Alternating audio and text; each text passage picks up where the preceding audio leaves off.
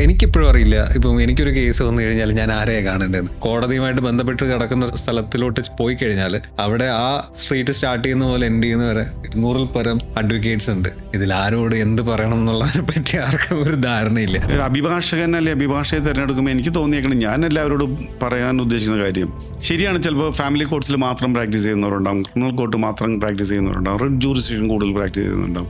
അവർക്ക് കുറെ കൂടി ചിലപ്പോൾ അതുമായിട്ട് ബന്ധപ്പെട്ട കാര്യങ്ങളെക്കുറിച്ച് കൂടുതൽ അറിവുകളുണ്ടാവാം.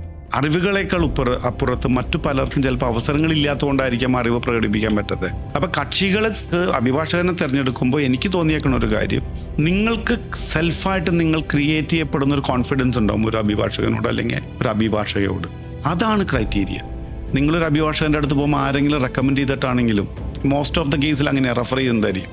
നിങ്ങൾക്ക് ചെയ്യാവുന്നൊരു കാര്യം എന്താണെന്ന് വെച്ചാൽ, നിങ്ങൾ അവരോട് സംസാരിക്കുമ്പോൾ കിട്ടുന്നൊരു കോൺഫിഡൻസ് ഉണ്ട്, അവർക്ക് കാര്യങ്ങൾ അറിയാമെന്ന് നിങ്ങൾക്ക് വിശ്വസിക്കാവുന്ന രീതിയുണ്ട്. പിന്നെ പലപ്പോഴും നിങ്ങൾക്ക് കോടതികളിൽ കേസ് നടക്കുമ്പോൾ നിങ്ങൾക്ക് അത് വിറ്റ്നസ് ചെയ്യാൻ പറ്റും.